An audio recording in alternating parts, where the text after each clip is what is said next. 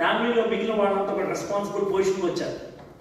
One day Jesus might have come to Mary and he might have said, mama ఏం బాబు Jesus, what to tell you something very serious. Ya tell me.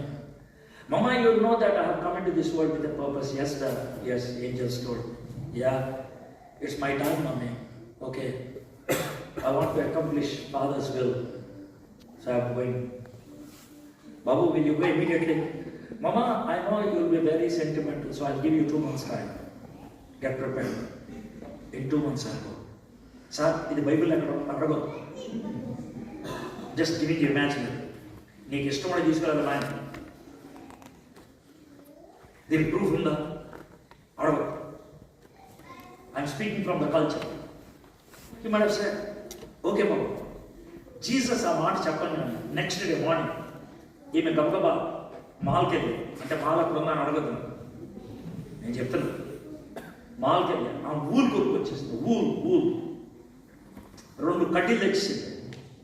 She started. ఆమె knit చేయడం మొదలుపెట్టింది. ఏం neat చేసింది? ఒక బనీ, ఒక underwear. బనీ నేను అండర్వేర్ కలుపుకున్నాను, బాడీకి క్లోజ్గా ఉంది. ఆమె పుట్టింది. 2 months అయిపోయింది. మమ్మా ఐఎమ్ గోయింగ్ అంటే, బాబు ఇదిగోరా ఇది వేసుకోండి. అవును మమ్మీ. లోనకి వెళ్ళి జీసస్ అది వేసుకోండి. దానిపైన 4 things వేసుకున్నాడు ఆయన. ఒక అవుటర్ కోట్, ఒక బెల్ట్, పైన టర్బన్, ఇవన్నీ వేసుకోండి. పరిచయకి వెళ్ళిపోయి జీసస్ క్రైస్ట్ని సిలువ ఎక్కించుకు ముందు 4 soldiers they were carrying Jesus. జీసస్కి ఉన్నటువంటి ప్రాపర్టీ ఏంటంటే 4 items బాడీ మీద. ఒక్కొక్కడు ఒకటి తీసుకున్నాడు, 4. కానీ ఒకటి బాడీకి అతుక్కుపోయినటువంటి పని ఉండిపోయింది. రే ఇది ఎవరు తీసుకున్నా? అరే దీనికి ఎక్కడ కుట్లు లేవురా. There are no stitches to it. It was knitted. దీన్ని ఏం చేద్దాం చెప్పకరా. ఒక పని చేద్దాం, చిట్టీలు వేసుకున్నాం. ఎవరికి వస్తానికి చిట్టీలు వేసాడు.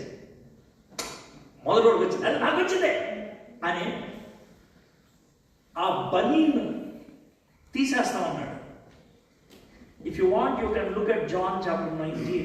Exactly at that moment, when his body, a garment తీసేస్తున్నప్పుడు, that was the exact moment Jesus looks at Mary and says, Mama, John will take care of you. John, Mummy చూసుకోరా. Why did Jesus look at Mary at that time and spoke to her?